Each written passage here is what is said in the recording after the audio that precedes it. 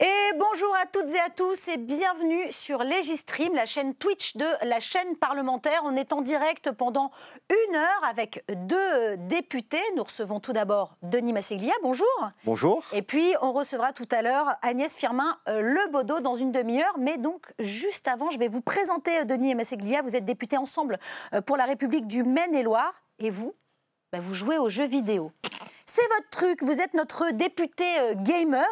Est-ce que ça vous agace qu'on vous présente comme ça ou au contraire vous en faites une fierté ? Je trouve que c'est étrange parce qu'aujourd'hui, il y a plus d'un Français sur 2 qui joue aux jeux vidéo et dit « Ah, il joue aux jeux vidéo alors que finalement, je suis majoritaire ». C'est assez surprenant. Non, ce que j'ai dit, c'est député gamer. Je pense que vous êtes le seul sur les 577.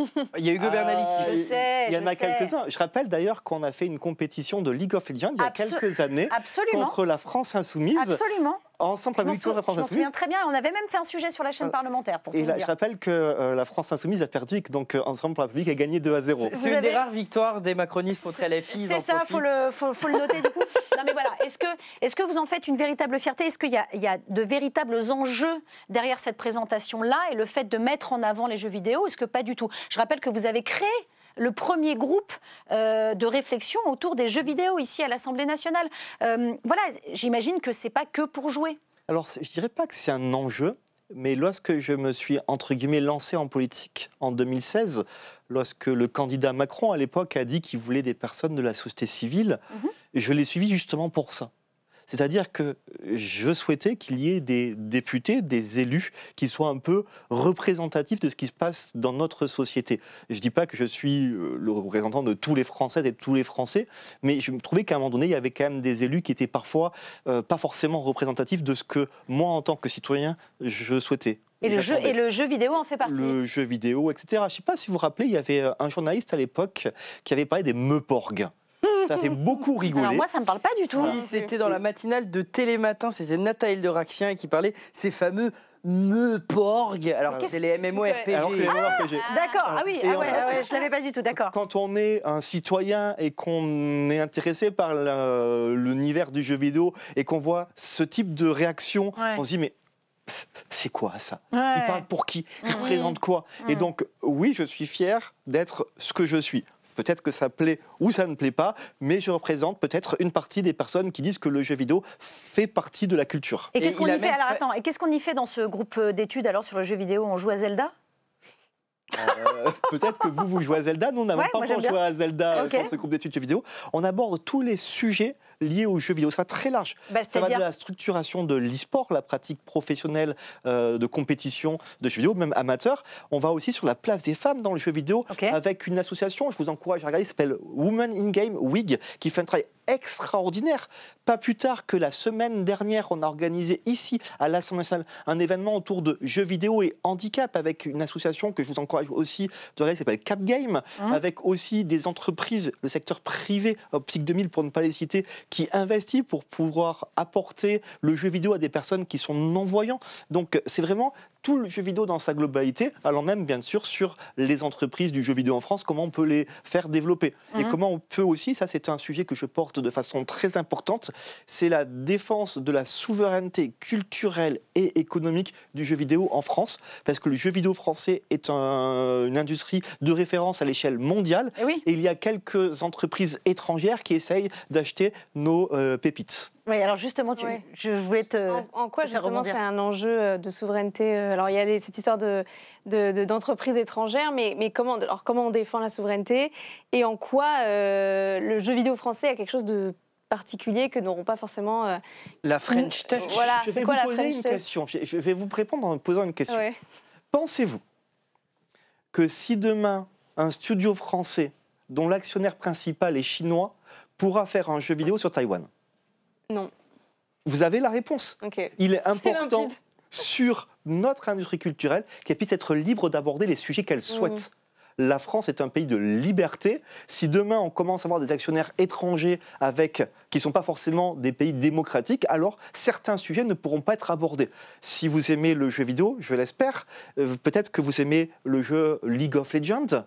Il y a une série qui est sortie autour de ce jeu qui s'appelle Arcane, dans lequel il y a une relation homosexuelle et toutes les personnes en Europe peuvent voir cette scène homosexuelle. Elle est interdite en Chine. C'est ça la vérité. Comment on fait pour justement empêcher ces rachats, protéger justement cette souveraineté du jeu vidéo? Moi, ce que j'aimerais, c'est que là-dessus, le gouvernement se saisisse plus du sujet.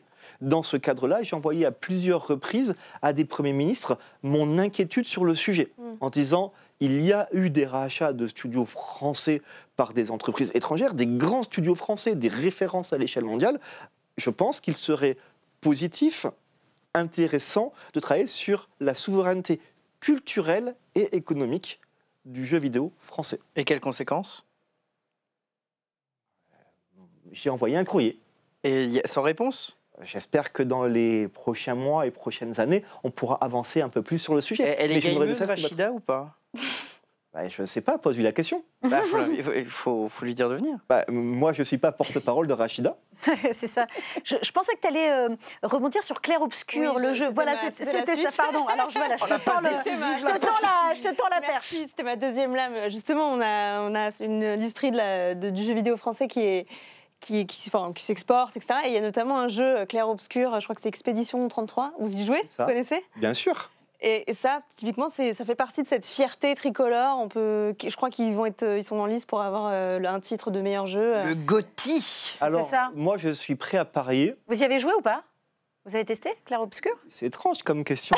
Non, je sais pas. Je l'ai streamé. Ah ouais, je savais pas. Je suis pas toute votre vie, monsieur Denis. Et je ne veux pas divulgacher. Hein. Pour ceux qui n'ont pas joué, mais Gustave, il meurt à la fin de la première partie. Non, mais ce qu'il faut savoir avec Denis Masseglia, c'est que c'est un pro de WoW. Il a même fait des compétitions où il essayait d'arriver à un niveau avant tel timing, etc. Il a même, d'après mes informations, il s'est même inscrit pour participer à la Zilan de Zerator, mais n'a pas réussi à se qualifier parce qu'il n'a pas assez streamé sur sa chaîne cette année. Non, mais bon, voilà, vous maîtrisez bien le sujet. Je vais répondre parce qu'il y avait quand même une question sur Clair Obscur. Exactement. Clair Obscur, c'est un studio montpelliérain qui a bénéficié, et ça c'est très important, d'un dispositif existentiel pour le jeu vidéo en France, qui est le crédit d'impôt jeu vidéo. Crédit d'impôt d'ailleurs qui, lors du dernier projet de loi de finances, a été rallongé. Il a été limité jusqu'en 2026 à ma demande. Il a été prorogé, c'est le terme politique, jusqu'en 2031.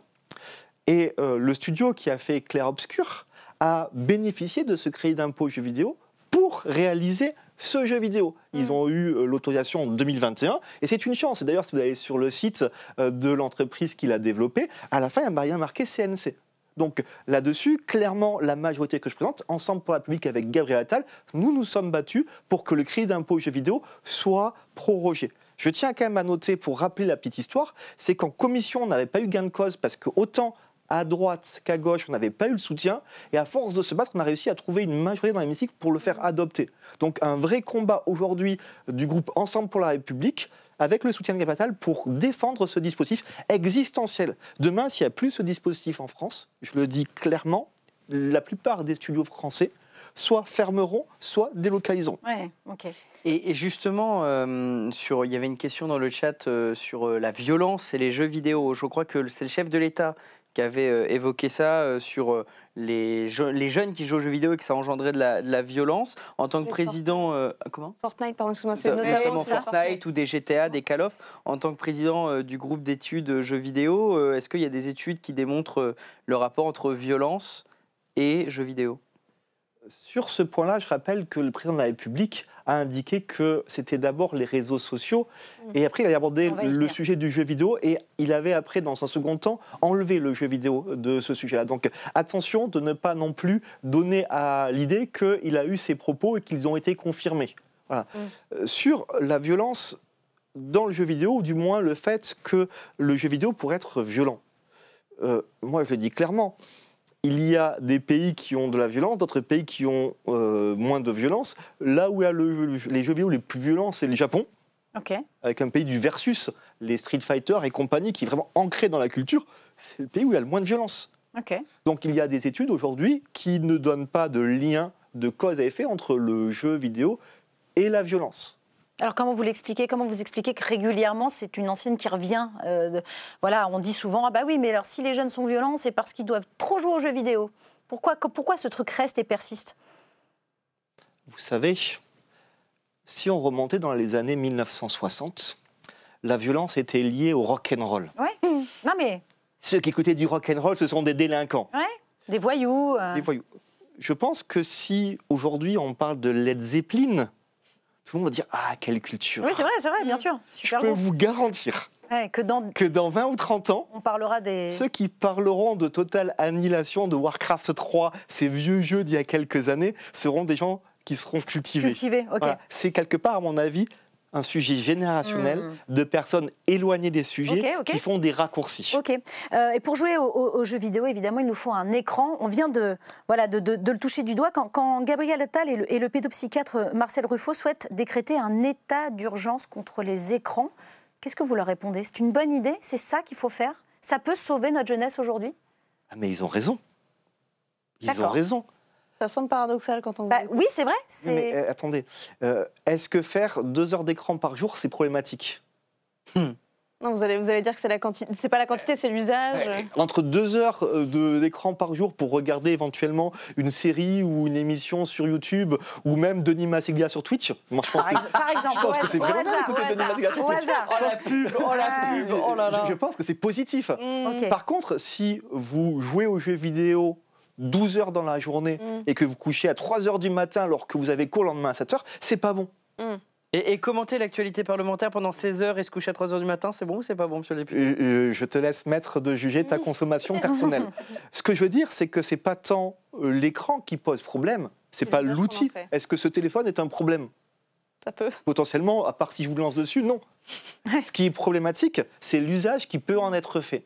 Et justement, pour les travailleurs, est-ce qu'il faudrait que ça rentre dans les critères pénibilité, ceux qui doivent passer pour leur travail plus, par exemple, de 10 heures devant un écran bon, déjà, les travailleurs qui font 10 heures par jour, c'est compliqué, mais toute leur journée devant un écran, est-ce que ça pourrait rentrer dans les critères pénibilité? Il faut demander à des spécialistes et des professionnels. Moi, là, je ne sais pas répondre. Ok.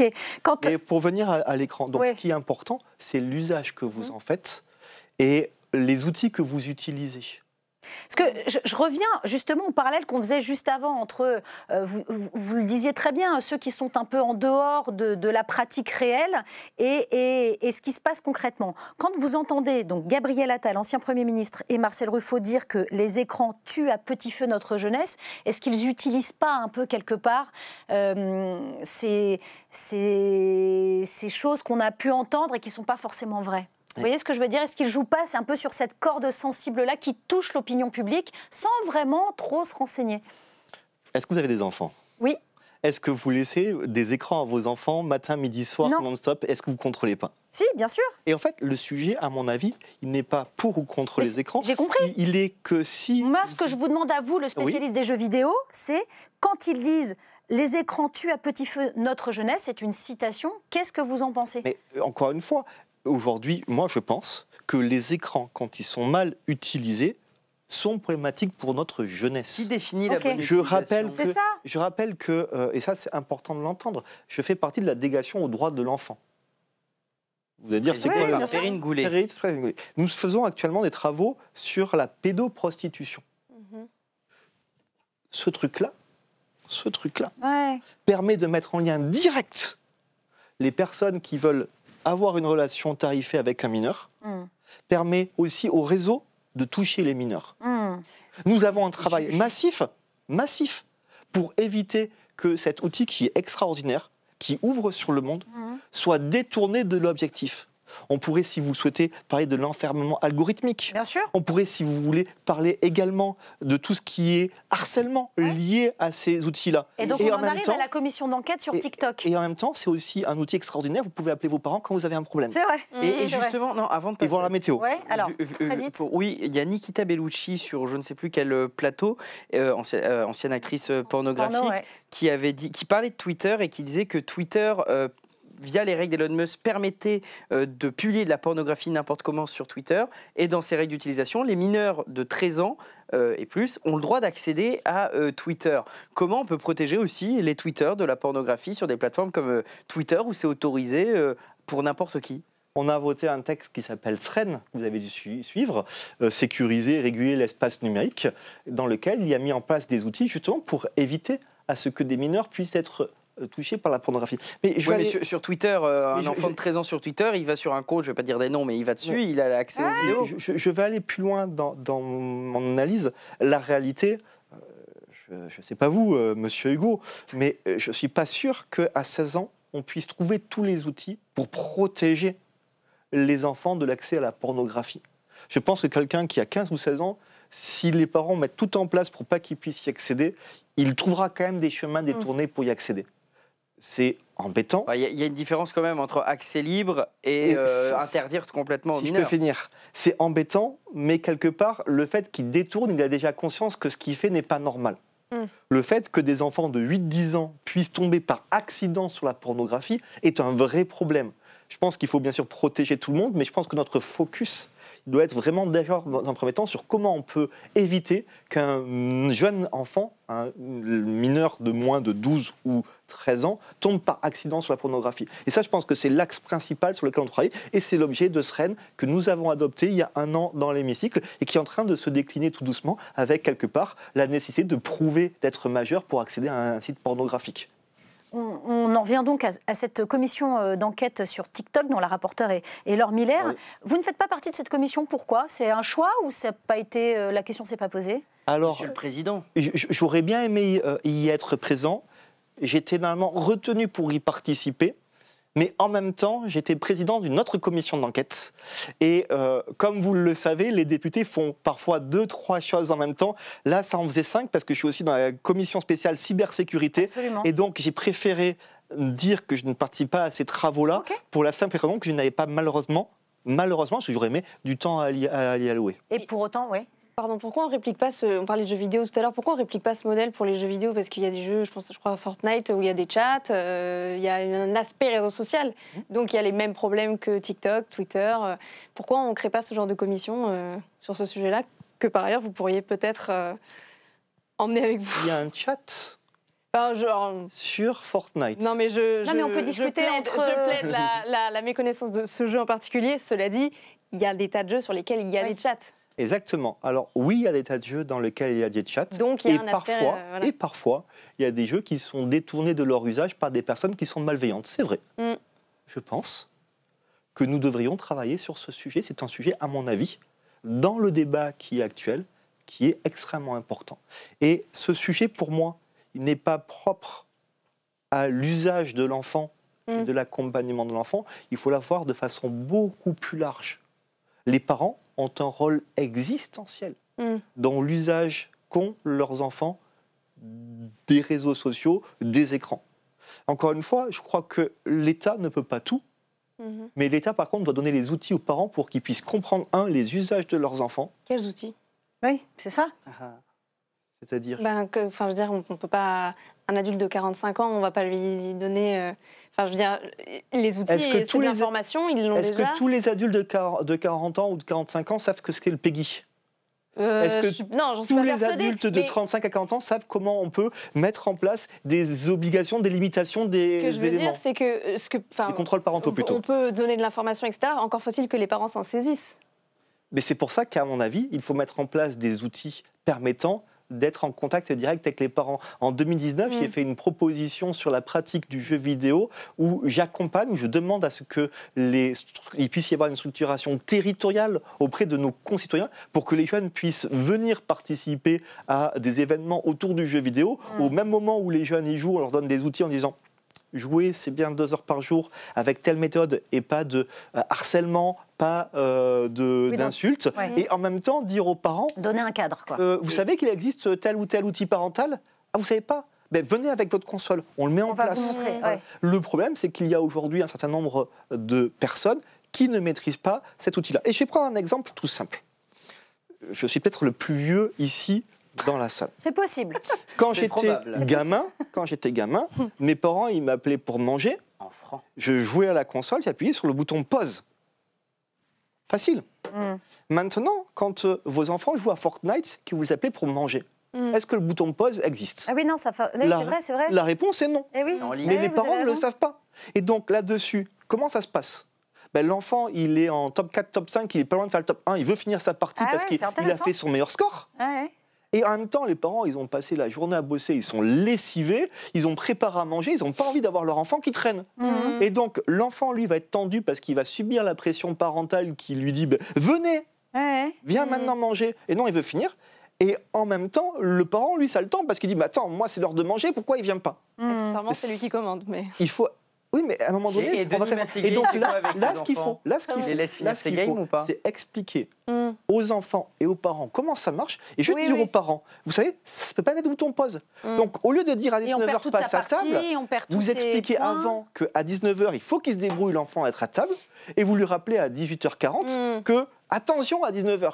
Et en fait, donner ces outils dans un cadre familial permet de dégonfler les tensions qu'il peut y avoir entre deux générations qui parfois ne se comprennent pas. Et sur la réglementation d'âge, on est sur quoi? Sur du 13 ans, 15 ans et qu'est-ce qu'on fait pour les entreprises qui ne respectent pas les plateformes où il y a des mineurs? Tu parles de quoi? De l'interdiction de présence des mineurs sur les réseaux sociaux. Parce que là, on parle des jeux vidéo, donc toi, tu parles d'autre chose. Oui, je fais sans transition. On est sur Twitch. Vous êtes sur Twitch, monsieur le député, vous savez bien comment ça marche. Je suis de ceux qui sont très favorables à la règle du 3, 6, 11, 15, que je pense que tout le monde ici maîtrise. Donc pas d'écran avant 3 ans, un accompagnement, etc., etc. Les réseaux sociaux, aujourd'hui, peuvent être un problème quand ils sont utilisés d'une certaine façon. Il faut, former. 2, ne pas donner l'accès à tout et n'importe quoi quand on a 11 ans. Former, ça veut dire même, par exemple, au sein de l'éducation nationale? Ça pourrait faire partie de, je ne sais pas, 1 heure ou 2 de découverte, d'appréhension du sujet, de la matière? Je pense que l'école peut être un accompagnateur, vraiment, mais c'est vraiment au sein du foyer familial que doit être fait cet accompagnement. Parce que l'école, vous savez, elle vous donne 2, 3, 4 heures de formation. Si quand vous rentrez à la maison, c'est open bar, oui, ça n'a pas il n'y aura que peu d'utilité. Je crois que le vrai sujet aujourd'hui, c'est d'outiller les parents pour leur permettre de mettre en place une vraie stratégie d'accès aux écrans dans leur globalité et aux réseaux sociaux en particulier. On en parlait avec Laure Miller, justement, à cette même place, il n'y a pas si longtemps. C'était très, très, très intéressant. On a creusé le sujet. Je vais même vous dire, pendant toute la demi-heure, on est resté là-dessus. Et à la fin, la conclusion, c'est ouais, mais bon, de toute façon, c'est l'Europe qui décide à la fin. Donc nous, on aura beau se battre et proposer des choses. Ça fait partie de la législation européenne. Bien sûr que la législation européenne, c'est une compétence, le numérique qui est une compétence européenne, surtout la régulation du numérique. Donc là-dessus, il n'y a pas de Donc pourquoi, sujet. Finalement, pourquoi tenter des choses si on sait qu'à la fin, l'Europe dira ouais, mais nous, on autorise. Excusez-moi, vos enfants, je ne sais pas qui l'âge ils ont, mais... Ils sont très petits encore, c'est pas le sujet. Quand ils vont avoir 11 ans, vous allez leur donner ça avec Twitter et compagnie? Ah bah non. Non, parce que moi, il n'y aura pas de portable, jamais. Non, je le dis maintenant. Je le dis maintenant. Voilà. À un moment donné, quand les enfants ont leur téléphone, et c'est normal qu'ils aient un téléphone, il faut que les parents comprennent comment ça fonctionne. Il y a beaucoup de parents qui sont perdus. Donc vous dites que la commission TikTok, par exemple, elle fera des propositions à destination des parents, mais pas vraiment légales. Vous parlez de la commission TikTok, comme je vous l'ai dit, moi je ne suis pas dans la commission. Je sais, mais vous voyez ce que je veux dire. Moi, les propos que je porte sont ceux que je porte depuis plusieurs années, qui n'opposent pas d'ailleurs la régulation à l'accompagnement, mais je souhaite vraiment qu'on mette en place des vrais outils d'accompagnement. Mais c'est quoi alors? Si ça passe pas par l'école, parce que l'école c'est bien, mais c'est pas suffisant. L'école peut donner des outils. Je le rappelle, mettre en place une structuration territoriale de la pratique du jeu vidéo, une sorte de club jeu vidéo, éventuellement adossé à un club de sport. Venez dans mon club, vous faites 2 heures de foot et 1 heure de jeu vidéo. Et en contrepartie, on explique aux parents comment ça fonctionne. En contrepartie, on donne les outils aux enfants. Et puis on explique aussi aux enfants, qui sont souvent des garçons, que s'ils se font battre par une fille, c'est normal. On a un petit sujet là aussi. Oui, bien sûr, vous avez raison. Et en fait, on a tout ça à construire. Et je ne dis pas qu'il faut l'opposer à la régulation. Je pense qu'on peut faire l'un et l'autre. Ok. Tu voulais Non, je te prenais en photo. Oui, d'accord. Donc, non, c'était pour... sur le scrollage. Est-ce qu'on met fin au scrollage infini sur les réseaux via une réglementation, comme on l'a fait avec les influx voleurs? Est-ce qu'il faudrait forcer les entreprises du numérique... À ce que ça s'arrête au bout d'un moment. Ou en tout cas un écran. Vous êtes depuis 2 heures sur TikTok. Pour des raisons de santé. Pour des raisons de santé. Je ne sais pas répondre à cette question. Je n'ai pas assez travaillé. Ça peut être intéressant. Je ne dis pas non, mais je n'ai pas assez travaillé.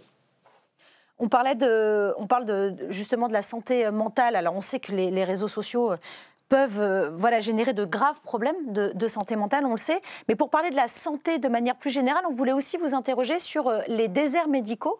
Le texte initié par Guillaume Garot a été adopté ici à l'Assemblée nationale. Qu'est-ce que vous en pensez? Alors, vous n'étiez pas là, vous ne l'avez pas signé, je crois.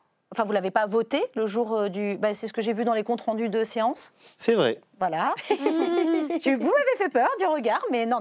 Voilà, donc j'ai vérifié. C'est sa technique d'intimidation. Mais ça ne vous empêche pas d'avoir un avis sur la question. Bien sûr. Alors, déjà, rappelons que le vote était le mercredi 7 mai à 23h. Et que le lendemain, j'avais les cérémonies du 8 mai en circonscription et que je ne pouvais pas, entre le vote du soir et le lendemain, être en circonscription. Okay. Et que donc, je suis allé en circonscription. Néanmoins, puisque le point le plus critique, c'est l'article 1, l'obligation, alors non pas l'obligation d'installation, mais l'interdiction d'installation. Puisque c'est pas on oblige les médecins de s'installer sur des territoires, c'est plutôt on interdit on les empêche de s'installer là où il y en a trop. Libre après aux médecins d'aller là où ils souhaitent. Alors déjà rappeler, et je pense que c'est extrêmement important de rappeler, qu'il y a quelques outils qui ont été mis en place depuis que le président Macron est aux responsabilités. La suppression du numerus clausus, qui permet de former beaucoup plus de médecins que c'était le cas. Mais vous savez très bien que ça va prendre beaucoup de temps. Je rappelle, mais dans les années 90, il y avait 3500 médecins qui étaient formés par an. Là, on va dépasser largement les 10 000. Oui, mais c'est pas demain, quoi. C'est pas demain, mais ça commence à arriver. Et qu'en complément, on a mis en place ce qu'on appelle les médecins juniors, une dernière année qui oblige les médecins généralistes à venir sur certains territoires dont les zones sont définies par l'ARS, l'Agence nationale de santé. De façon très claire, c'est 3400 médecins qui, à partir de novembre 2026, vont pouvoir être dispatchés sur l'ensemble du territoire. Je ne vais pas rentrer dans la technique parce que c'est les MSU qui doivent accepter. Oui, tout à fait. Je ne vais pas rentrer dans cette technique-là. Ce que je peux dire, c'est que par exemple, dans la région des Pays de la Loire, c'est 240 médecins juniors qui vont être installés, et plus précisément, sur les 3 départements qui sont les miens, Sarthe, Maine-et-Loire, Mayenne, c'est 120 médecins généralistes qui vont pouvoir être dispatchés sur des territoires où il manque des médecins. Et quand je dis territoire qui manque des médecins, l'agglomération du Choletais, là où je suis élu, c'est une personne sur 5 qui n'avait pas de médecin généraliste. C'est dramatique et catastrophique. Donc, première étape, ces médecins juniors qui vont arriver d'ici un an. Maintenant, vous m'avez posé la question sur la PPL Garot. Sur la PPL Garot, quand le texte est arrivé, qu'il a été mis à signature de tout le monde, puisque c'est une loi transpartisane, elle est arrivée dans ma boîte mail. Je ne l'ai pas signée, mais ce que j'ai fait, c'est que j'ai pris le texte et je suis allé faire des ateliers en circonscription. J'ai fait 12 ou 13 réunions, je ne sais plus exactement le nombre, excusez-moi si je me trompe d'une ou deux, où j'ai rencontré tous les personnels de santé. Les médecins eux-mêmes, mais également des aides-soignants, des kinés, les représentants de la médecine et de la santé sur le territoire. J'ai fait un gros travail. Je suis arrivé à la conclusion que la proposition de loi Garot telle qu'elle a été définie était intéressante, mais elle avait des failles, des problèmes. Lesquels ? L'article 1, l'interdiction d'installation, pour moi, a plusieurs difficultés, dont une qui peut être le fait que les médecins, quand on l'oblige d'aller quelque part, finalement, ils ne vont pas du tout faire médecine. Mais ce qui m'a le plus bloqué, vraiment, je vous le dis, c'est le fait que la PPL Garot telle qu'elle est construite, elle crée 2 typologies de médecins. Les médecins aisés et les médecins moins aisés. En gros, quand vous dites, je rappelle de façon rapide, c'est tous les médecins qui sont en place restent là où ils sont. Et dans les zones qu'on considère où il y a suffisamment de médecins, seul quand il y a un départ qui se fait, un médecin va arriver. Mais je vais le traiter de façon assez directe. Quand le médecin va partir, vous croyez qu'il va dire « je m'en vais, merci, au revoir », vient qui veut. Il va dire « moi je m'en vais, maintenant, si quelqu'un veut me remplacer, il doit sortir le chéquier ». Ah, ok.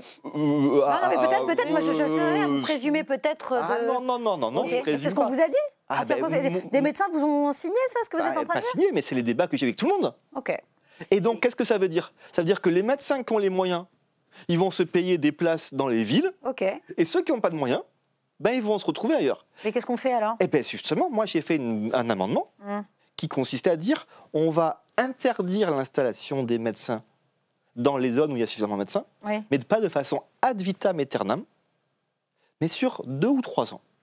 Ok, pour qu'il y ait une espèce de... Comme ça, les médecins, ils ne vont pas s'installer en ville, en vrai. Ils vont aller sur les territoires ruraux, il reste 2-3 ans, et on espère qu'ils se plaisent, qu'ils aient éventuellement une famille, tout ça, et qu'ils y restent. Oui, ok. On leur donne la possibilité de rester... Voilà. Et après 3 ans, ils disent, bon, en fait, je m'y plais, j'y reste, je m'y plais pas, je m'en vais, et je vais en ville. Mais de toute façon, il y aura d'autres médecins qui vont devoir venir. Ok. Voilà. Donc c'était, pour moi, le meilleur équilibre pour pouvoir répondre aux besoins des territoires. Moi, je vous dis, moi... Sans être aussi ferme, en fait. J'ai un indicateur, c'est le nombre de mails que je reçois sur des sujets spécifiques. Ouais. La demande qui est la plus présente sur ma circonscription, je vous le dis, c'est pas de taxer les milliardaires. Ouais. Je vous le dis, c'est pas le problème des migrants. Moi, c'est je veux des médecins. Ah bah oui. C'est ça le sujet aujourd'hui, quand on est vraiment un député ancré sur le terrain, qui est le sujet. Okay. Et après, il y a les débats parisiens et la réalité. Il reste une minute. Oui, en parlant de demande, il y a une demande. J'en profite, il y a une demande du compte de LCP dans le chat, une réclamation du Modo qui vous défie à un 1v1 mid lane sur LoL, 50 balles pour le gagnant. Alors, est-ce qu'on a le droit de jouer de l'argent quand on est député? Voilà, en tant que député, on ne peut pas.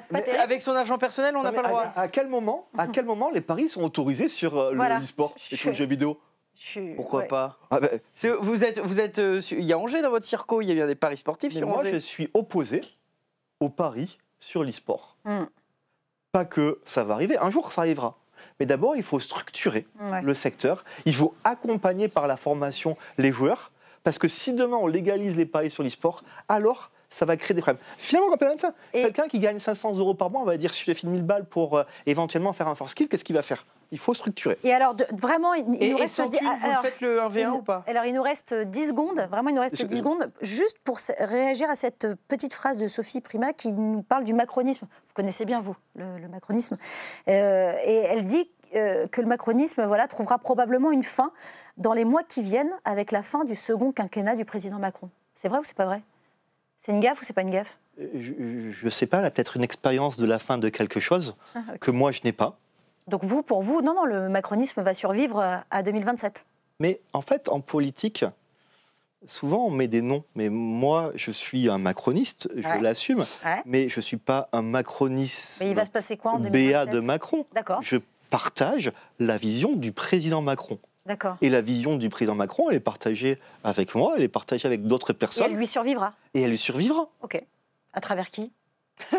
À travers moi, par exemple. Ah, d'accord. Votez Denis Massiglia en 2027. Je ne serai pas candidat. Ah, mais c'est quoi le macronisme? Alors vraiment en 10 secondes. Vous avez 10 secondes. La défense des valeurs européennes.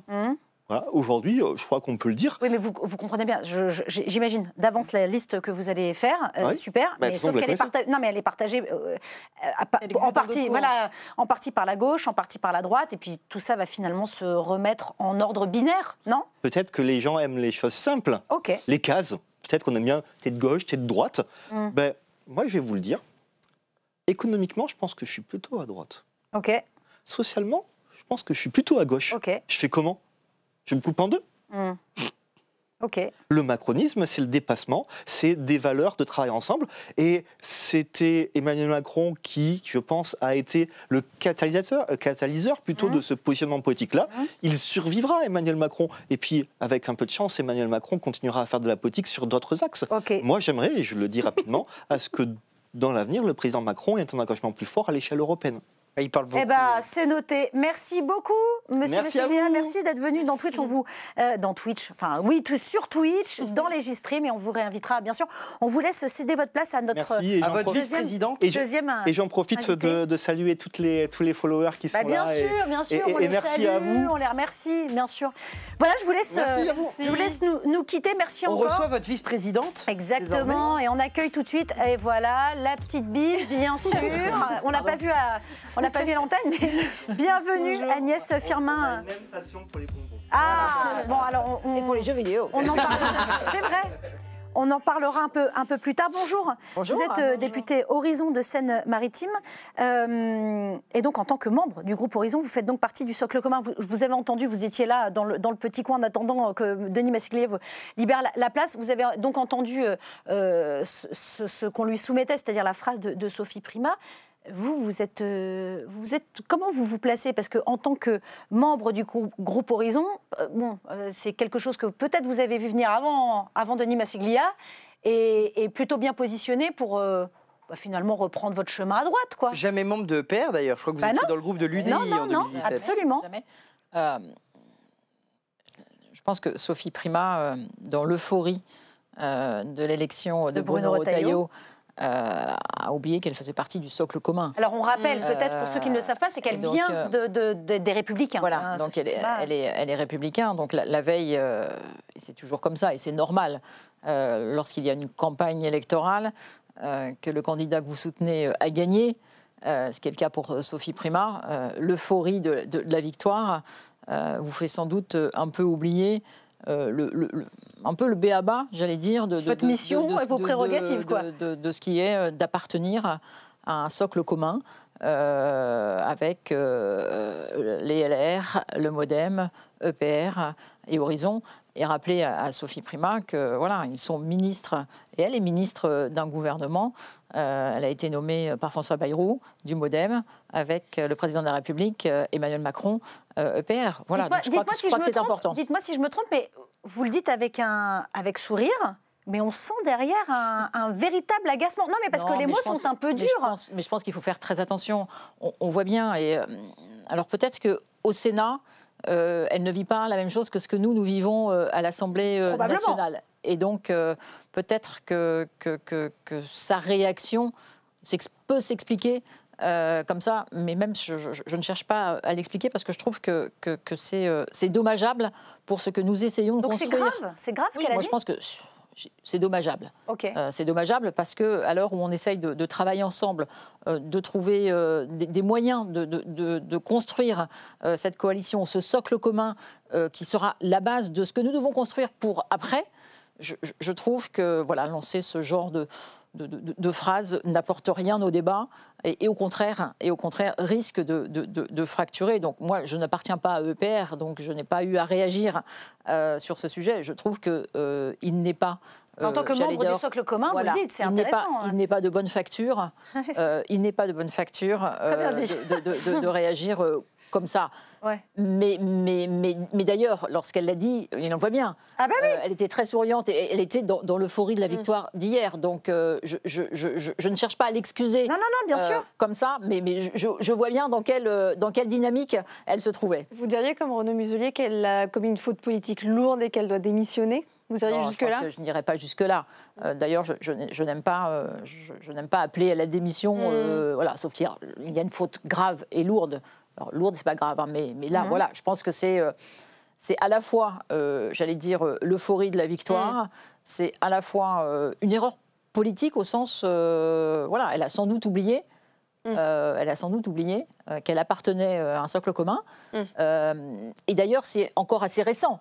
Donc on peut lui donner peut-être l'excuse de la jeunesse, voilà, d'avoir dit je n'en ferai pas partie, et puis maintenant d'y être. Peut-être qu'elle a oublié ça. Peut-être. Est-ce que ça ne dit pas quelque chose aussi de ce gouvernement et du socle commun qui en fait est fait de pièces rapportées ça dit que nous étions 3, nous sommes 4, et que c'est toujours assez difficile, surtout quand on s'est battu contre, de se dire qu'on n'a pas participé à la construction du projet, de rejoindre un groupe pour essayer de construire quelque chose. Donc je le dis comme ça, moi qui ai en 2017 été dans l'opposition constructive, avec, alors à l'époque c'était En Marche. Oui, c'est ça. En Marche 2017, c'était En Marche, le groupe En Marche. Pour après basculer dans la majorité... peut-être disruptive, mais basculer dans la majorité, mais toujours à côté, mais dans la majorité, et pour, en 2022, avoir rejoint, j'allais dire, Emmanuel Macron comme candidat à la présidence de la République, avoir fait campagne pour Emmanuel Macron à la présidence de la République, donc appartenir, et on voit bien, déjà quand on est la pièce rapportée, puisqu'en 2022, on est la pièce rapportée, on n'était pas à l'origine du macronisme, c'est jamais facile. Mais c'est comme dans les familles, c'est toujours compliqué de construire une famille, voilà, les familles composées, voilà, c'est ça. Et donc là, c'est le quatrième C'est le deuxième enfant de la famille qui arrive. Ouais, mais alors là... mais pas tout à fait, on va pas dire sur un malentendu, mais presque. Mais là, c'est carrément le divorce, en fait. Si on reprend la... Non, c'est pas le divorce. Je pense que c'est le fil conducteur, le fil conducteur de la famille. C'est une faute de quart. Ouais. C'est le langage artistique. Oui, sauf que... Fauquier était sur la faute de quart depuis longtemps, quand même. Oui, non, mais qu'est-ce que ça dit pour dépasser ça? Est-ce que... voilà, allons sur le fond, maintenant. Est-ce que... En 2027, est-ce qu'il y aura, selon vous, un candidat macroniste, ou appelons-le peut-être autrement, enfin quelque chose de l'ordre du socle commun, mais est-ce que si, par exemple, Édouard Philippe, qui représente, et qui a même fondé le groupe Horizon, se présente, alors c'est quoi? Ce sera le parangon du socle commun? Ce sera Édouard Philippe de droite? Ce sera quoi? Ce sera... D'abord, c'est Édouard Philippe, candidat du parti Horizon, ça c'est déjà ça. Ouais. Et après, d'ailleurs, le seul candidat déclaré à l'élection présidentielle à ce stade. Officiel, ouais. Je crois qu'il faut aussi apprendre de nos défaites. Il y a quelque chose qui nous rapproche tous. C'est nous ne voulons pas des populistes au pouvoir, qu'ils soient d'extrême droite ou d'extrême gauche. En fait, c'est ce qui vous rassemble dans le socle commun. Ça fait pas... Je vais terminer ma phrase. Ouais. Non, mais je vais terminer ma phrase. La question, c'est comment on construit et comment on arrive à éviter. La question, c'est celle-là. Et on ne peut l'éviter que d'une seule façon. C'est d'avoir un candidat qui rassemble. Et donc de faire une primaire, éventuellement? Surtout pas. Pourquoi pas? Comme Laurent Marcangeli, vous êtes contre? Comme Laurent Marcangeli, j'ai vécu une primaire. J'ai vécu la primaire. Non, mais là aussi. François Fillon aurait été président s'il n'avait pas eu les affaires. Il ne faut pas être naïf. C'est les affaires qui ont plombé Fillon, c'est pas la primaire. Non, mais après, je vais expliquer ce pourquoi je suis contre. Il y a toujours des séquelles d'une primaire. Ouais. Il y a toujours des séquelles. Vous essayez de rassembler. Alors d'abord, il y avait beaucoup de candidats. Oui, bien sûr. De mémoire, il y avait 5 ou 6 candidats. C'est ça. Si, c'est déjà pas mal. Hein. Oui, candidats pour une première dans un parti, c'est déjà pas mal. Embrasse Laurent.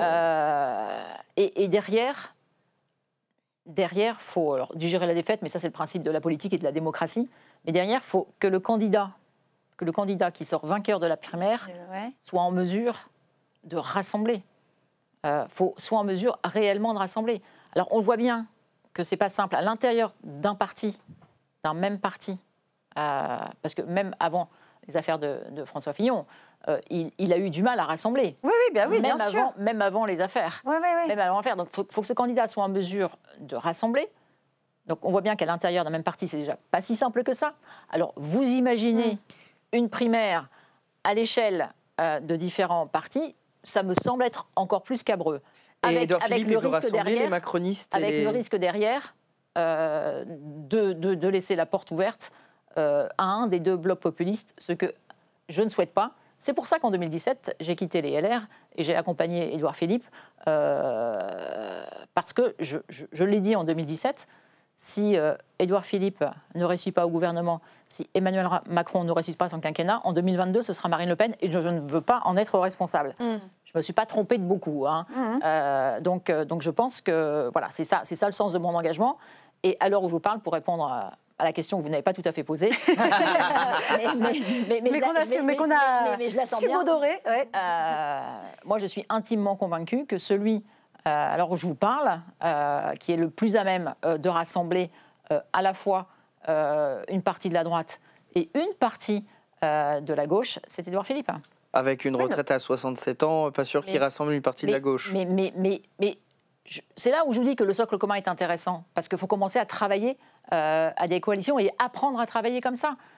Si on veut éviter ces deux blocs, il va falloir que chacun on fasse des efforts l'un vers l'autre et trouver un consensus. Et si Gabriel Attal dépasse Édouard Philippe dans les sondages, est-ce que Édouard Philippe doit se carrer derrière Alors, les sondages n'ont jamais fait une élection, excusez-moi de vous le dire. Les sondages n'ont jamais fait... Mais vous les suivez avec intérêt quand même. L'homme politique ou la femme politique qui vous dira je ne regarde pas les sondages, mais enfin, je peux vous dire que beaucoup de sondages n'ont jamais fait une élection et que beaucoup de sondages, d'ailleurs, il faut les regarder avec grande prudence, se sont souvent trompés. Moi, pardon, c'est pas un sondage, justement, c'est l'élection de Bruno Retailleau dimanche dernier. Je crois qu'il a eu les 3/4 des voix des adhérents LR.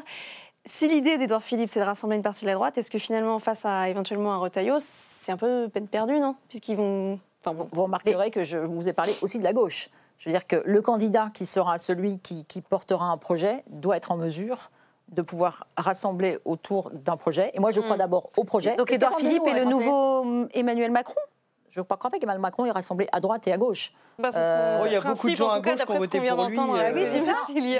Non, Massiglia a dit... Denis a dit... Exactement, je suis plutôt à droite pour... dépasser les clivages, aller plus loin, rassembler la droite et la gauche. Mais la question, c'était Emmanuel Macron a rassemblé la droite et la gauche. Si Emmanuel Macron avait rassemblé la droite... Non, s'il avait rassemblé la droite, les LR l'auraient suivi en 2017, ce qui n'a pas été le cas. Le cas. C'est sans doute, d'ailleurs, à mon sens, une erreur. Moi, si les LR m'avaient dit on est capable d'accompagner Emmanuel Macron parce que d'ailleurs, la première des réformes qu'il ait faites, c'est celle de la SNCF, c'est supprimer l'ISF, c'est ce que les LR portaient à l'époque. Très clairement. Donc voilà. Donc il y a une différence entre le dépassement qui est... Moi, j'adhère totalement au dépassement, c'est le sens de mon engagement, j'ai toujours fait comme ça. Le plus beau compliment qu'on m'ait fait en politique, c'est qu'on m'a offert la carte de la CFDT. Je l'ai pris comme un beau compliment. Vraiment. Parce que ça veut dire qu'on est capable de dépasser. Moi, quand je pense que c'est bon pour mon pays, d'abord, si c'est pas moi qui en ai eu l'idée, mais si je pense qu'en ayant travaillé le sujet, c'est bon pour mon pays, je peux voter. Enfin, je veux dire que c'est ce qu'attendent nos concitoyens. Bien sûr. Et comment on le désigne, ce candidat? Parce que vous nous dites, oui, Édouard Philippe, c'est le meilleur, etc., etc. Il y a les LR qui vont dire oui. C'est pas tout à fait ce que j'ai dit. Non, mais... je le pense, oui, je vous l'ai le pensez. Alors, mais LR pense que c'est Retailleau les meilleurs, les macronistes pensent que c'est Attal le meilleur. Bon, très bien. Mais du coup, une fois que l'élection arrive, avant, ça va être sûrement, février-mars, l'ouverture des signatures. Comment vous décidez qui c'est qui va être le meilleur et quel compromis vous êtes prêt à faire? Alors, d'abord, j'aimerais qu'on n'oublie pas qu'il y a avant 2027, 2026. Ah oui, les municipales. Non, mais je pense que l'inconscient collectif nous fait oublier qu'il y a un événement important et qui, avec l'élection présidentielle, est sans doute considéré par nos concitoyens comme la plus importante. Comme l'élection la plus importante. Oui, bien sûr. Donc 2026, ne l'enjambons pas. Je pense que c'est important de ne pas oublier l'élection de 2026, qui est pour nos concitoyens celle qui les concerne, j'allais dire, au plus près, puisque c'est leur quotidien. En tout cas, c'est comme ça qu'elle est exprimée. Après, vous avez raison. Après mars 2026, on va très vite accélérer vers l'élection présidentielle. Moi, d'abord, je pense que pour gagner une élection présidentielle, il faut un projet. Je pense que, malheureusement, ces dernières années, on a surtout voté contre quelqu'un et non pas pour, un projet et pour un homme. Ou une femme. Quand je dis homme, c'est qu'on ne me fasse pas le procès de dire pour un homme ou pas pour une femme, mais c'est pour une personne. En tout cas, voilà, donc, Édouard Philippe, depuis maintenant plusieurs mois, voire peut-être plusieurs années, construit ce projet. A structuré un parti, construit un projet, il va à la rencontre de nos concitoyens, il a confié à des secrétaires nationaux dont je fais partie de lui faire des propositions. Donc je crois que nos concitoyens ont besoin de voter pour un projet. D'abord, ça c'est la première des choses. Après dire ça, il y a l'homme qui portera le projet. Moi, je pense que l'intérêt général, je ne dis pas ça de façon naïve, je crois beaucoup en l'intelligence collective et à la volonté qui est la nôtre de se dire attention, le risque est majeur, sachant qu'en 2 ans, il peut se passer beaucoup de choses, et que ça se fera naturellement. OK. Le risque d'une élection de Marine Le Pen? Oui. Donc, et que donc, face à ce risque-là, je pense que... Donc pas de primaire et face au projet d'Édouard Philippe, tout le monde devrait... Au projet d'Édouard Philippe et puis au projet, j'allais dire, de se dire, quand on veut construire une coalition, quand on veut travailler sur une coalition, c'est... Après, c'est... vous savez que c'est pas l'ADN de la France. Non, mais si on ne commence jamais, on n'y arrivera jamais. Ah oui, donc vous pensez à... Vous vous tournez vers... en tout cas, quand vous regardez le système allemand, par exemple, c'est quelque chose qui... Mais on voit bien la situation... Mais non, ça ne m'attire pas, mais on voit bien la situation dans laquelle nous sommes actuellement. Est-ce que nos concitoyens ne reproduiront pas le modèle dans lequel nous sommes. C'est-à-dire de se retrouver à l'Assemblée avec 3 blocs. Ouais. Et qui n'avancent pas. Et voilà, parce qu'on n'a pas cette culture, cette acculturation au travail. Mais vous y croyez, vous pensez que c'est possible? Moi, je pense que c'est possible. Ah, ok. Alors moi, je pense que c'est possible, et je vais vous dire, je pense que c'est possible, et c'est intéressant. C'est intéressant parce que, justement, ça nous oblige à faire un pas l'un vers l'autre. Ça nous oblige à c'est travailler. La culture du consensus qu'on n'a jamais vraiment eue. Et donc, voilà. Alors après, c'est toujours plus facile, j'allais dire, d'avancer quand il y a un système majoritaire. Moi, voilà, une majorité. Mais je pense que entre une majorité écrasante, une majorité qui permet d'avancer, mais tout en écoutant les autres, et c'est pour ça que je pense qu'à un moment donné, chaque candidat potentiel aura un projet, et que l'idée, c'est de voir est-ce qu'on arrive à construire derrière ça un projet qui puisse être porté. Et c'est à mon sens peut-être pas le seul moyen, mais le moyen le plus efficace pour ne pas permettre à Marine Le Pen ou à Jean-Luc Mélenchon d'être président de la République. Okay. Il y a Maski qui vous demande, pensez-vous que la Macronie va payer le fait d'avoir durci les conditions de vie des plus faibles en évitant toutes ses forces d'aller se confronter aux riches qui font une sécession fiscale avec la République? C'est compliqué de répondre à cette question-là en peu de temps, mais la difficulté dans laquelle nous vivons, c'est... D'abord, je pense que la violence, la radicalité de notre société ont fait évacuer de bien trop de personnes l'attention à l'autre et la bienveillance. Et ça répond en partie à cette question. C'est-à-dire que plus personne ne respecte personne. C'est caricatural, mais on a un problème avec le respect, on a un problème avec la bienveillance et l'attention à l'autre. Et donc... accompagner nos plus vulnérables, je ne peux pas dire que nous n'ayons pas dans les politiques publiques défendues permettre d'accompagner les plus vulnérables. C'est l'équilibre. La baisse de 5 € des appels est quand même restée un sparadrap du capitaine Haddock, vous l'avez dit. Mais ça a été une erreur. Ça a été une erreur. Et à l'époque, j'ai voté contre, donc je suis assez tranquille. Là-dessus. J'ai voté contre le deuxième budget présenté par Édouard Philippe. Pour vous dire que quand je suis députée, je vote contre le budget présenté par le gouvernement d'Édouard Philippe. Je m'en souviens très bien, c'était le jour de mes 50 ans. Donc autant vous dire que vous l'avez gardé en mémoire. La personne qui m'appelle le matin pour me souhaiter l'anniversaire, c'était Édouard Philippe. Et le soir... il n'était pas très content. Non, pas du tout. Au contraire, il m'a demandé pourquoi je l'avais fait. Et je lui ai expliqué pourquoi je l'avais fait. Et quelques jours après, c'était les gilets jaunes qui étaient dans la rue. Ok. Alors, en parlant de vote, on va continuer et on va parler de la loi sur la fin de vie, évidemment. La transition est rude. Hein. J'ai pris vote. J'ai pris vote. Ça peut aussi. Non, j'étais sur vote. J'étais sur vote. Sophie. Non. Et donc, le vote sur la fin de vie, notamment sur l'article 4. C'était hier, à peu près vers 18h. Excellent résumé fait par Valérie Brochard, disponible sur le Twitter de LCP. Absolument. Très belle synthèse. Absolument. Que Madame Firmin-Lebaudot a pu suivre en direct, figure-toi, donc voilà, puisqu'elle était sur le plateau de l'émission.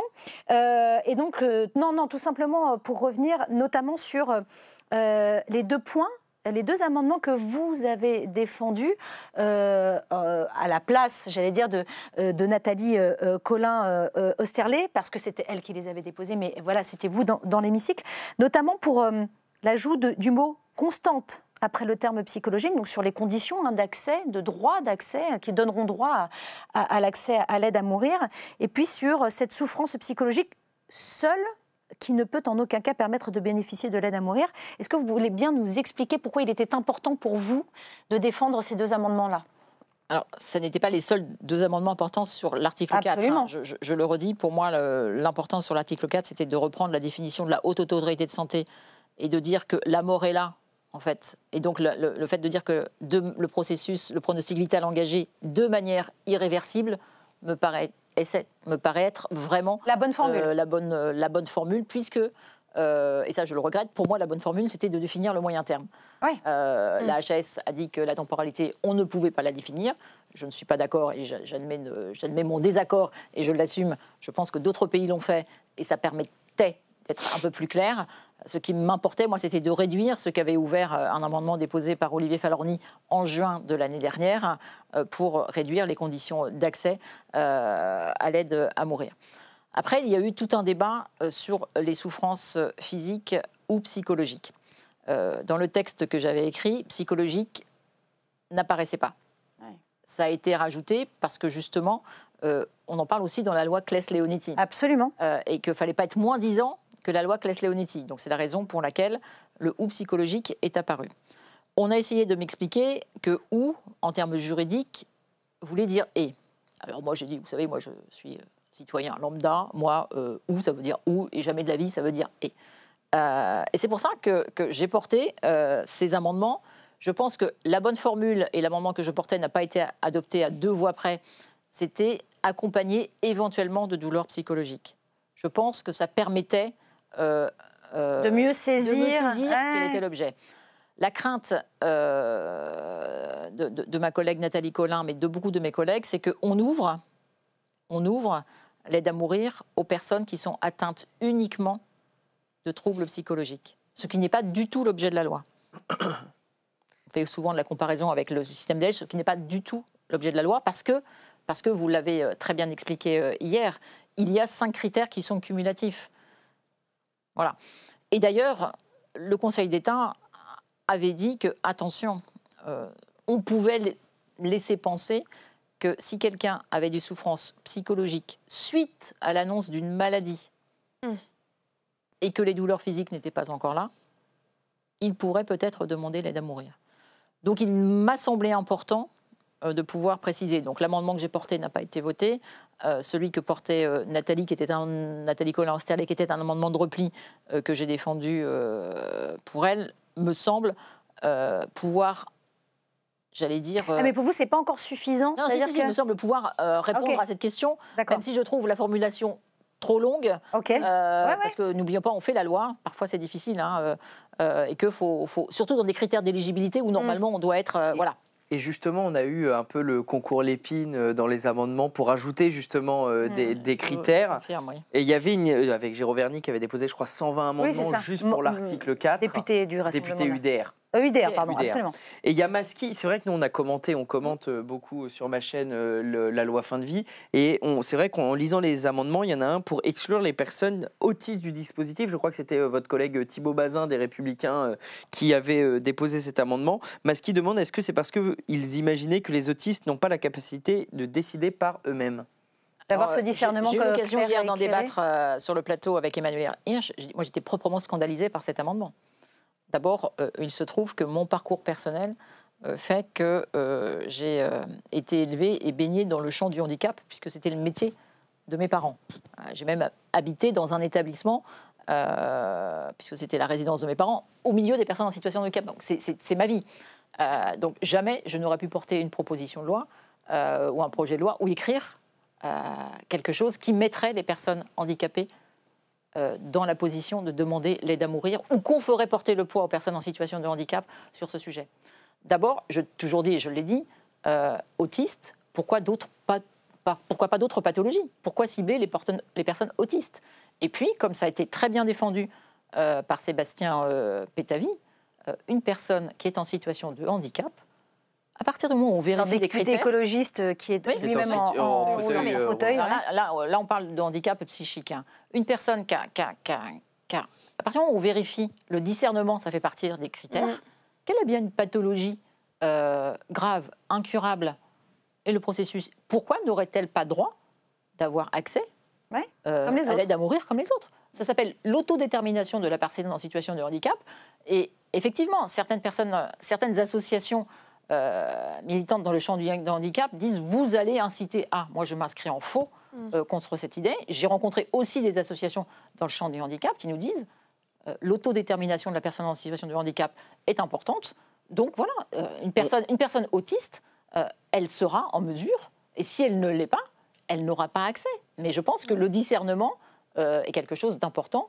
Et le raccourci de dire que les personnes en situation de handicap n'ont pas leur discernement, moi, me choque profondément. C'est un débat qu'on a eu dans le chat parce qu'effectivement hier sur Twitch il y avait le collectif Les Dévalideuses qui était un collectif justement opposé qui faisait un live contre la loi fin de vie, et une de leurs grandes inquiétudes c'est justement dans une société où on rabote les coûts du monde de la santé, etc.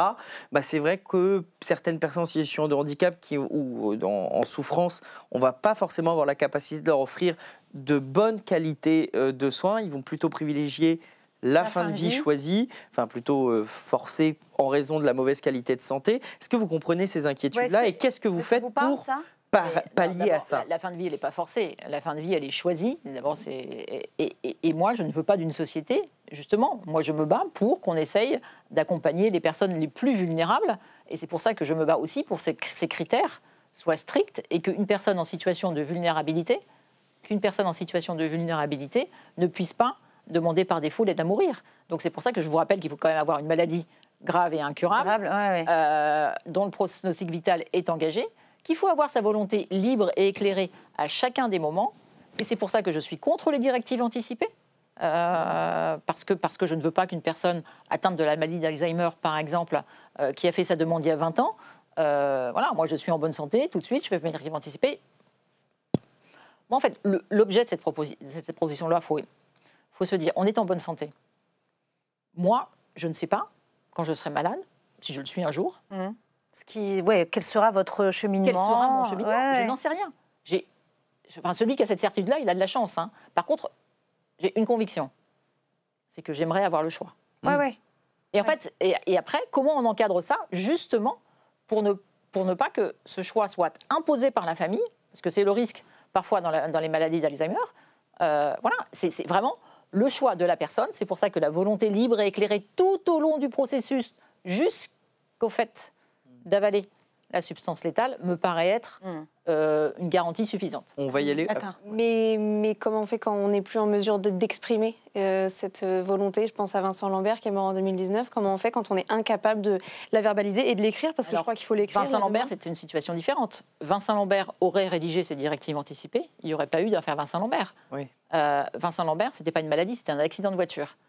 Non, mais Vincent Lambert aurait. C'est un conflit entre la femme et Vincent Lambert. Moi, je vais vous dire.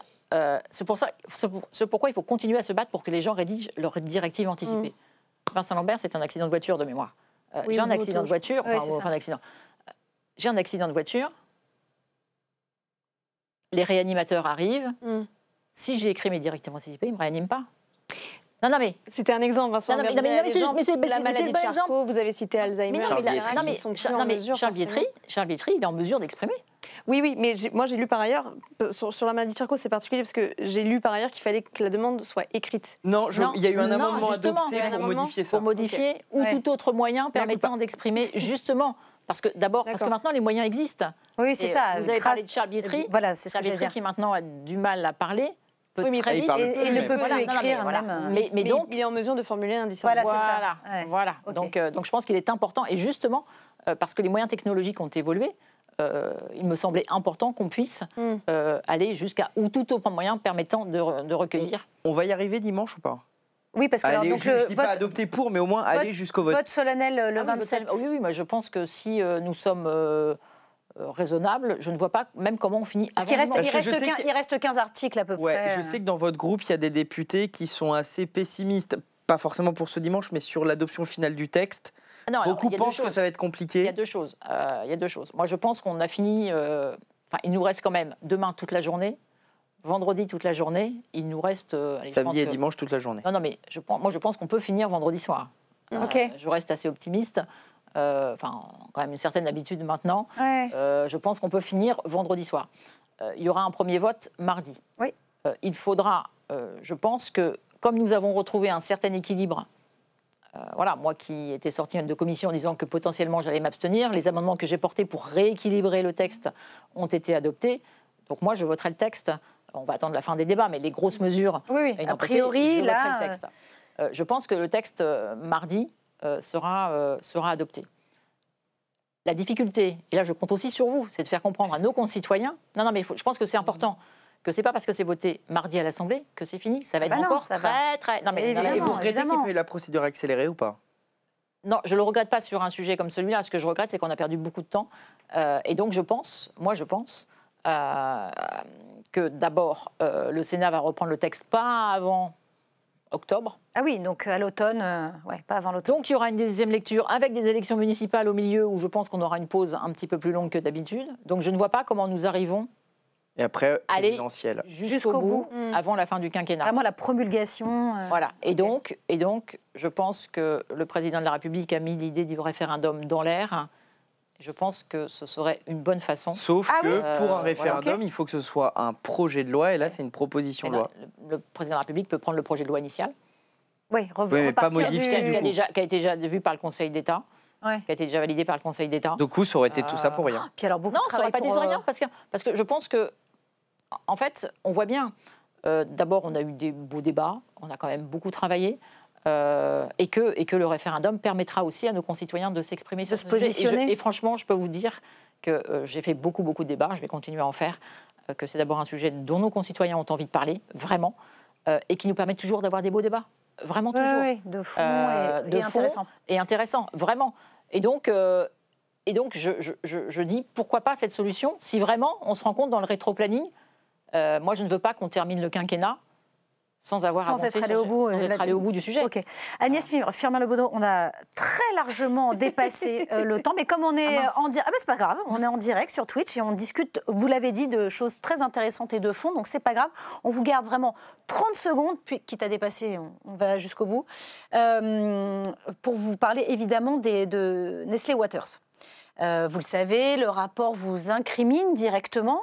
Pas tout à fait. Enfin, en tout cas, vous met en cause. On n'a pas tout à fait la même lecture du rapport. Non, mais en tout cas, en tout cas, rapporté par Le Monde, vous accuse. Rapporté par Le Monde. Déjà, on a un rapport qui est rapporté par. Absolument, absolument. Donc, je vous invite à lire le rapport. Ce que j'ai fait en partie, mais là, pour être très précise et très honnête avec vous et très transparente, voilà, c'est les mots du Monde qui vous accusent donc d'avoir participé à des discussions.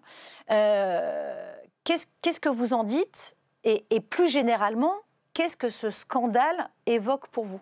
Alors, petit 1, je vous invite à lire le rapport, et pas le rapport du rapport fait par Le Monde. Je pense parce que si vous lisez le rapport, vous voyez bien qu'à aucun moment je ne suis incriminée sur ce sujet, parce que je le dis, le rôle qui a été celui du ministère de la Santé et le rôle qui est celui du ministère de la Santé, c'est d'éviter tout risque sanitaire. Ouais.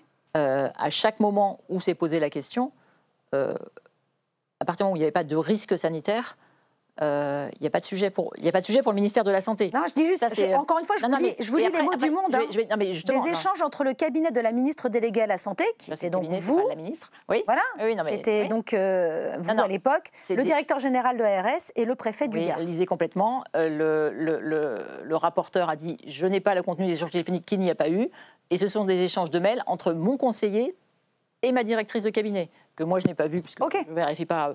Donc là, c'est de l'extrapolation totale. Totale, vraiment. Ça a lieu en décembre 2023, parce que j'ai découvert ça comme vous, en décembre 2023, alors que pour nous, l'affaire, elle est terminée à notre niveau depuis janvier 2023. Le fameux bleu qui a été pris, et les décisions qui sont prises, et qui ont été d'ailleurs annoncées par le ministre hier. Il a quand même fallu, entre le moment, il a fallu tout ça pour que le ministre annonce les mesures que nous avions nous-mêmes programmées en janvier 2023. Voilà, pour nous, l'affaire à notre niveau, elle est terminée à ce moment-là. À ce moment-là. Moi, j'entends plus parler de cette affaire, si ce n'est dans la presse, à partir de ce moment-là. Donc voilà, donc moi je suis très sereine sur le sujet. La vraie question, c'est qu'effectivement, il y a une fraude, j'allais dire, au niveau de ce qu'on appelle la DGCCRF, au niveau de l'appellation. Oui. Le risque, les eaux minérales. Voilà, le rôle du ministère de la Santé, c'est bien de vérifier qu'à aucun moment, je dis bien qu'à aucun moment, il y a un risque sanitaire. Voilà. Et ça a été la question, à chaque fois qu'on me parlait de cette affaire, je dis, est-ce qu'il y a un risque sanitaire? Et à chaque fois, on m'a répondu non. À partir du moment où il n'y a pas de risque sanitaire, c'est mon rôle dans cette affaire de dire, il n'y a pas de sujet. S'il y avait eu un risque sanitaire, vous imaginez bien que les décisions auraient été tout autres. Quand il a fallu, dans une autre problématique, qui est la région Grand Est, parce qu'il y a eu il y a eu Occitanie et Grand Est. Absolument. À un moment, je crois que nous avons pris la décision d'arrêter les eaux épars. Parce que là, les analyses montraient qu'il y avait un enjeu et un risque sanitaire. la décision a été prise de dire stop aux Zoépar tout de suite. Voilà, donc il n'y a aucun sujet.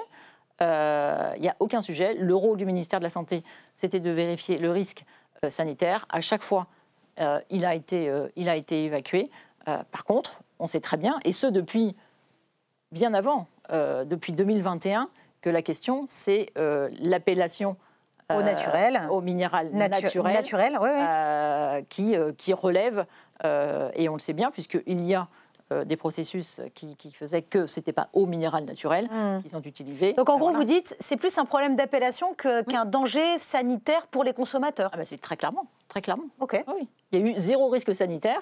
Et je le redis, le rôle du ministère de la Santé, c'est de dire stop à partir du moment où on a, ne serait-ce même qu'un doute sur un risque sanitaire, ce que nous avons été en mesure de faire sur le départ. À partir du moment où on nous a certifié et confirmé qu'il n'y avait pas de risque sanitaire, on n'a pas eu d'intervention. Pourtant, le risque sanitaire est sous-évalué, si on en croit le rapporteur de la commission sur mais ça, c'est le rapporteur qui le dit. Je pense que nous avons, des personnes dont c'est le métier, au ministère de la Santé. Il y a des personnes qui analysent. Voilà. Donc, je pense que chacun doit rester dans sa fonction et faire des supputations me paraît ne pas raisonnable. Alors, on doit remettre la science, rien que la science, dans l'ordre de nos décisions. Dernier mot. Oui, et pour conclure sur un sujet un peu plus léger, à quoi une statue pour Abdoulaye Touré au Havre ? Buteur à la dernière minute sur une Panenka qui sauve le Havre. Pour l'anecdote, vous imaginez que nous étions samedi, il était presque 11h, Catherine Vautrin au banc, supportrice de Reims, Agnès Firmin, supportrice du HAC, ma collègue Nathalie Colin-Sterlet, Metz. Donc on se demandait qui allait rencontrer Metz ce soir. Est-ce que c'était Catherine Vautrin qui allait à Metz ou est-ce que c'est moi qui allais à Metz Et là, quand j'ai annoncé à Catherine Vautrin qu'elle a 90 plus, elle m'a dit mais c'est dégoûtant. Pourquoi vous avez eu 9 minutes et pourquoi pénalty ? J'ai regardé les images quand même. Et pour la petite anecdote, nous avons terminé à minuit. J'ai pris ma voiture et je suis allée accueillir les joueurs à l'aéroport du Havre. Il était environ 3h moins le quart du matin. Merci beaucoup, Agnès Firmin-Lebaudot. Merci beaucoup, merci d'avoir participé à Légistream. Et nous, on se retrouve très vite pour un prochain stream sur la chaîne Twitch de la chaîne parlementaire. Salut!